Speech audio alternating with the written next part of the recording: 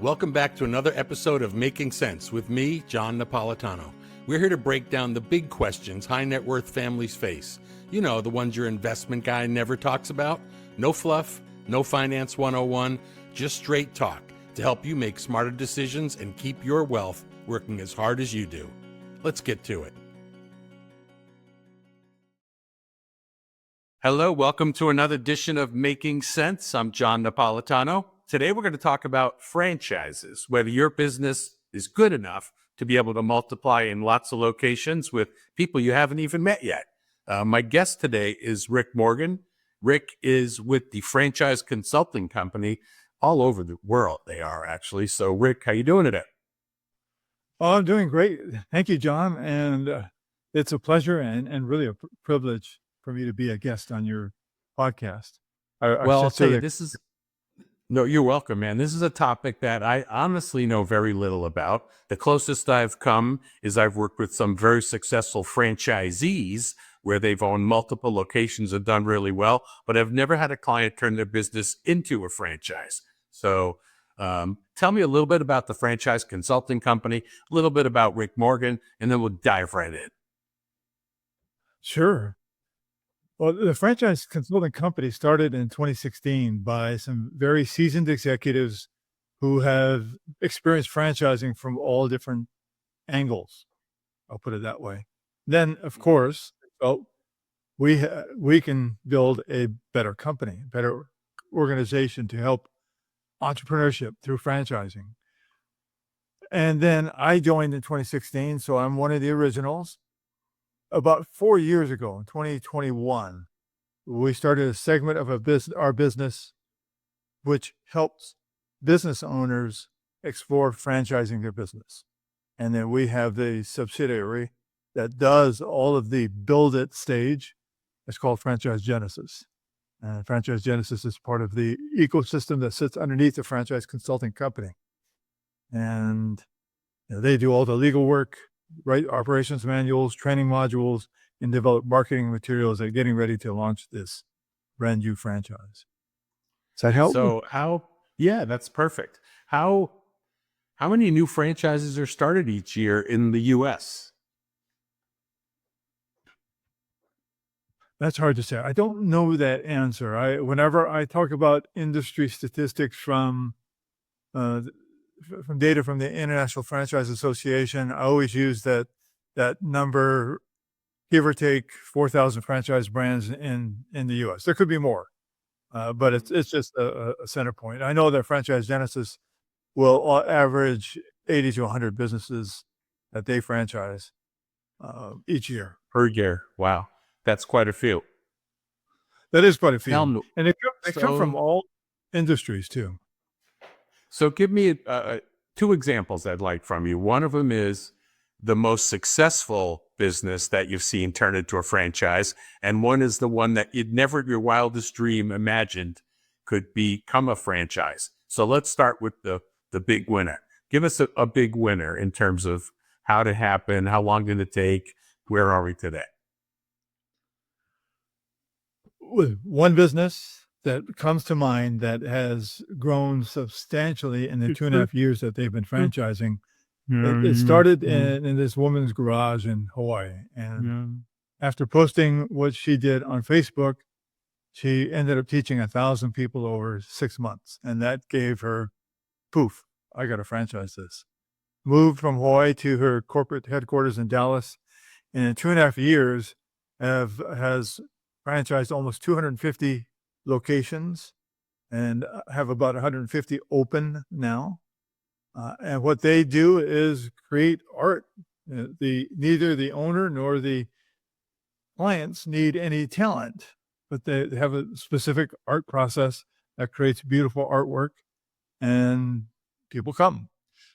So is it like one of those places where you go and drink wine and paint a picture? Is it that kind of thing, or do you go there yourself, just you, to create a masterpiece?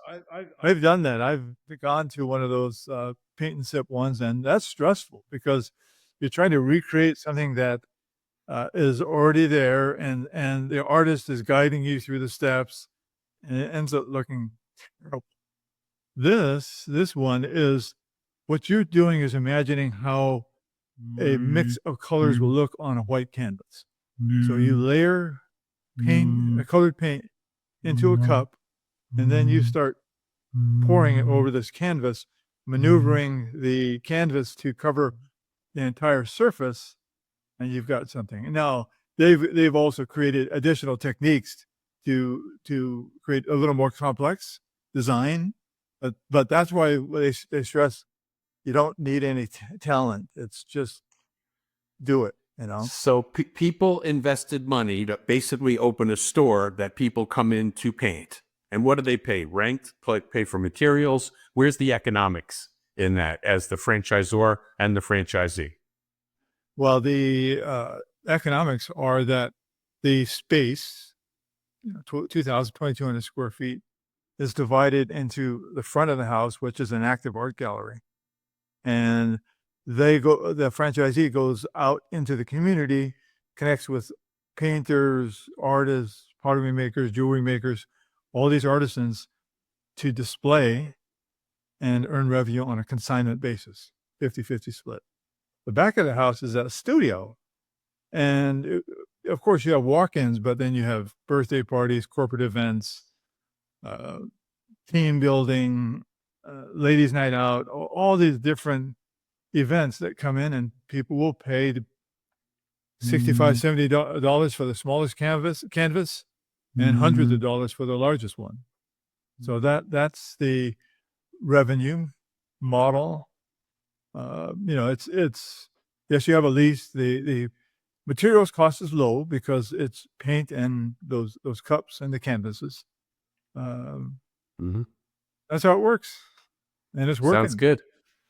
Fantastic. So 100 something open already and another 100 coming. Correct.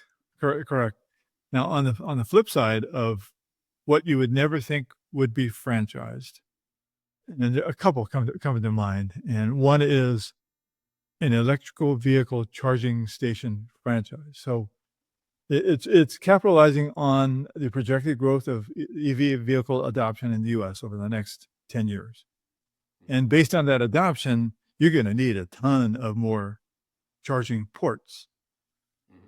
Well, an efficient way to deliver that is create local ownership so that the franchise owner can work with the franchise and their parent to identify locations, negotiate with the municipality or landlord, incur the capital expense to install either a level 2, which is much lower, or a level 3 charger, which is more expensive, and then sell electricity, just like a vending machine. So that's very unique, and it's a very simplistic way on how I described it. The other one is, and it's called Rusting Rainbow. It's a pet crematorium.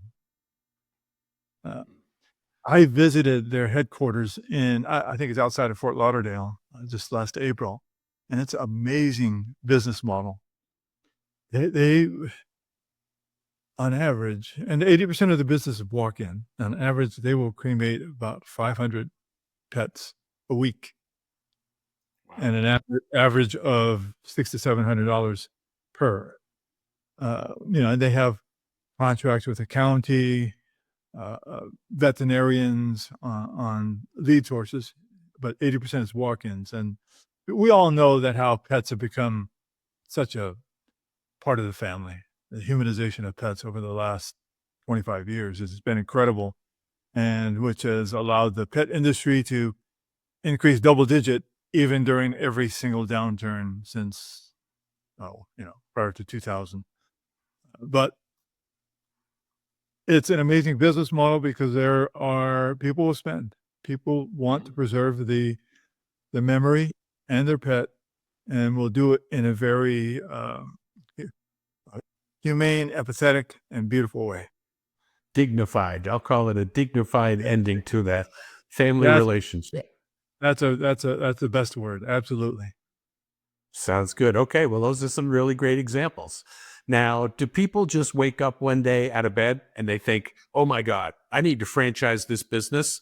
Or are people starting a business with the intention of franchising it? What do you think is most common? most common is people don't think about franchising their business, but then something happens. I don't know how many conversations I've had where the business owner will say,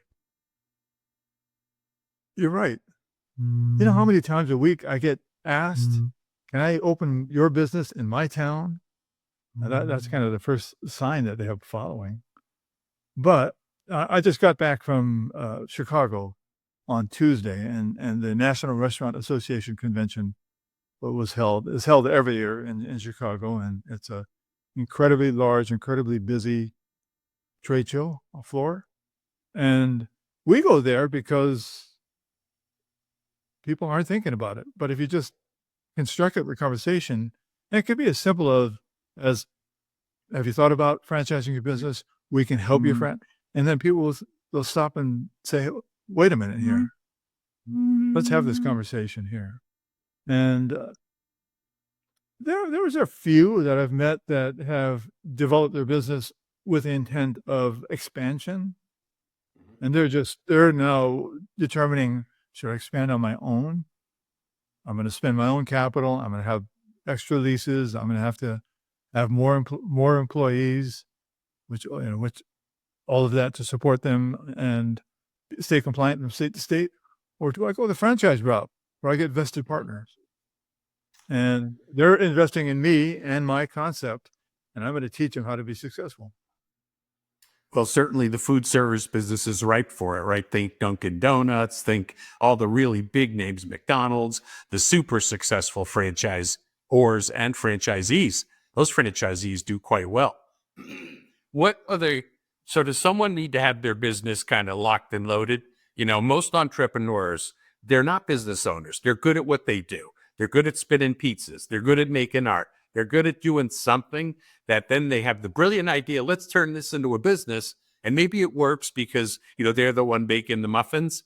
But as soon as it gets beyond them mixing the dough, things get screwed up. So are you able to take them when it's truly owner operated, where they haven't a clue about systems, processes, and documentation? Or do you guys look for companies that kind of have their act together already and that are somewhat scalable already?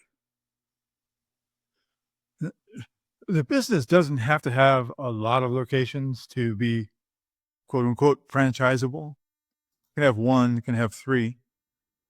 And it can be a service with a single territory. I think with what is key is the mindset of the business owner. If they're too far into the business and can't pull themselves out, like they're in the weeds and they're doing everything and can't say, okay, if I'm going to do this, I need to change my habits to oversee the business and then be able to oversee this franchise model that I'm going to develop. If there's that resistance to do that, then it's difficult to franchise. And, it's better to tell that business owner that it may not work, and then rather than have them go through the process and not work much later, Yep. So the mindset is really almost as important as the product or the concept. Absolutely. It's that motivation to, okay, I want to grow. Now let me understand what I have to do to create this franchise. I understand you guys do a lot and will help me find the right candidates, but also I need help along the way, where your advice on how to build my infrastructure as I get more franchisees is critical. And that's where I come in. Yeah. I mean, I see a lot of those owner operators, those really skilled people that are like, I'm killing myself. We're killing it in the business. We're doing great, but I'm killing myself and I don't get any days off. I'm working all the time. That might be a good candidate, not only to help them streamline their life and scale their business, but to also take it in other locations if they've proven a concept that's selling in their market. Absolutely. Something Rick, like that. An owner what like about that. the capital? Let me ask you a question. What about the capital? How much does it take someone? Let's say you're the next Jersey Mike's, all right? You have a great foods concept. How much capital does that original founder invest to kind of get the business franchisable?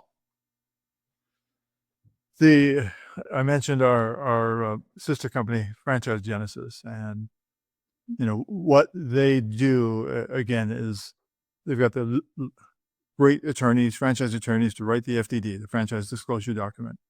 The team to develop that operations manual, that's the playbook for the franchisees to follow. Training modules, training systems, and a suite of marketing material, including the landing page. So that fee is $64,500. But as a Franchise Genesis client, then they go into the marketing phase at no extra charge. They become part of the inventory of the franchise consulting company, and they've got the eyes and ears of 180 consultants and 16 additional consultants in 16 countries.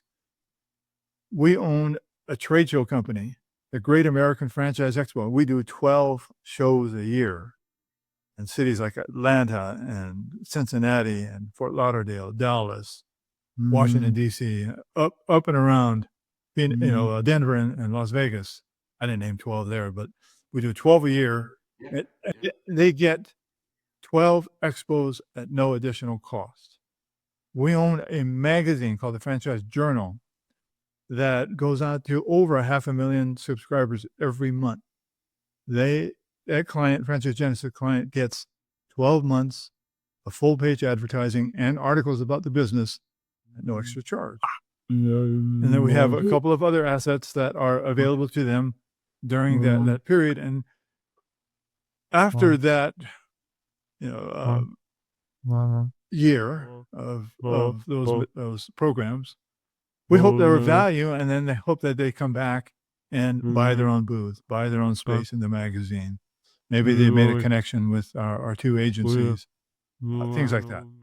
So, yeah, there's probably a little bit of capital that needed beyond that $64,500, maybe another $30,000, $40,000 to join in on different other marketing programs to generate leads, things like that. I mean, that sounds like a bargain. I mean, that sounds almost too good to be true. So, well, it's strategic.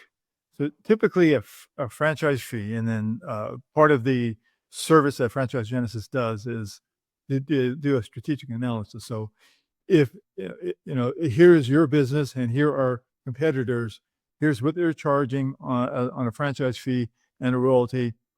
If you are at this, within that play group, for lack of better words, then you'll be set in line with your competitors. Franchise fees are typically $50,000 to $60,000 on average. Some less, some lower, but 50 to 60.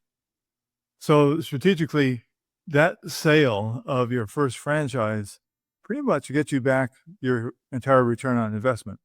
Now you're ahead of the game on that second sale of that franchise. So that's it is a bargain, to be honest. At the National Restaurant Association convention, I met 3 business owners that said that they were quoted $50,000 just for the legal document alone. And of course, then that allows me to capitalize on this whole package that we can offer them. Yeah, no question. That is really not a lot. Does that include all of the scalability things, like the systems, the documentation, the training, and all the things that you'll need to do for a franchisee? It does. Man. Oh my gosh. Now the franchisor and the new franchisor will have to, we'll probably should hire an administrator and somebody who can train the new franchise business. That's for sure. That is not part in-house. We can develop those training modules, but somebody has to execute that. That makes a lot of sense.